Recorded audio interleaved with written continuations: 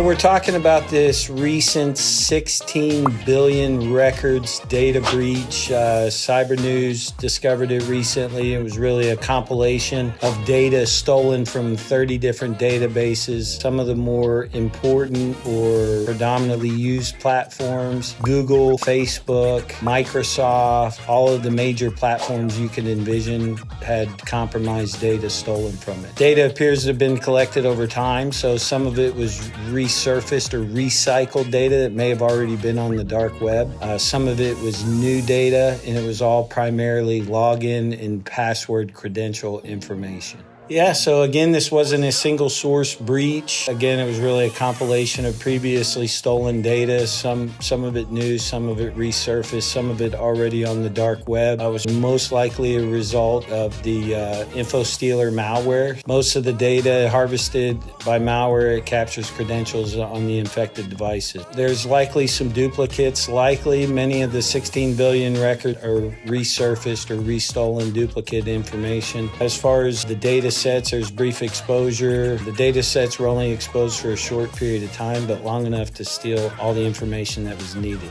Well, certainly phishing and spear phishing attacks, and specifically within that credential stuffing. So attackers can use the credentials by logging into other services. Again, phishing and scams, so they can use that information for targeted scams. You know, one example might be they know the information of your bank and they disguise a deceptive inquiry from your bank saying we're changing account information, and they send it via text. Your bank would never contact you that way, so that's always a risk. And then of course business email compromise, right? So dangerous for organizations. This is where attackers can impersonate employees or executives. So those are some of the biggest risks and implications.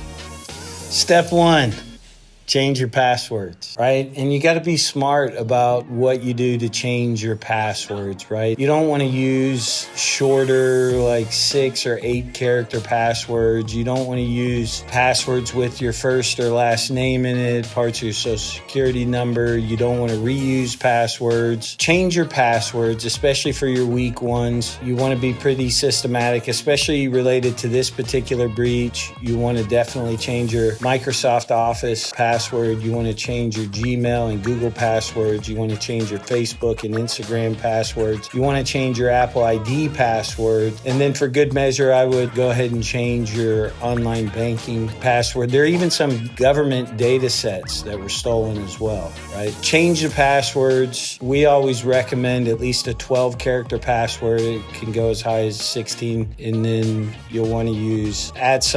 ampersand, uppercase, lowercase, a good mix of case-sensitive digits in the password as well. You also want to use a password manager.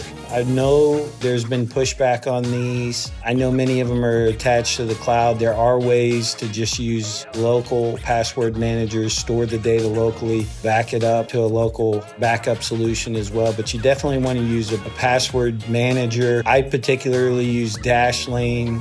Keeper is another one that we use corporately in our business. And those password managers also have the ability to generate complex passwords for you, and I would recommend using that. Another really good best practice is enable MFA or multi-factor authentication.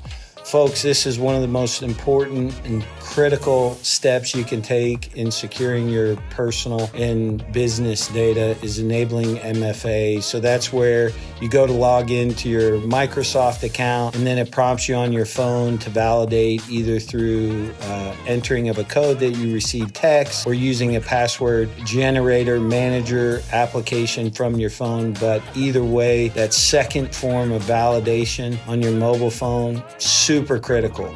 There's even some newer technology, YubiKey and wearable technology people are using, wearing rings, necklaces, things of that nature that will serve as a form of MFA and allow you to authenticate locally, but definitely want to use that as well. Monitor your accounts. I use the free version of Credit Karma. There are other versions out there that are really good, paid versions or subscription versions. It does send periodic reports. You can check your credit scores, and you can check open and revolving lines of credit, and you'll see when new lines of credit are open. And so that's why that's a very important step. You also want to check if your credentials were exposed. There are different services out there that you can check. Have I been pawned is one, for instance. There are a few others out there where you can Google those services, enter some information, basic information into a database. But yeah, those are 5 critical steps you should take just in general, not always after a breach, but this is a historic breach of epic proportion. So again, just to reiterate, change your passwords, implement a password manager, enable multi-factor authentication, monitor your accounts,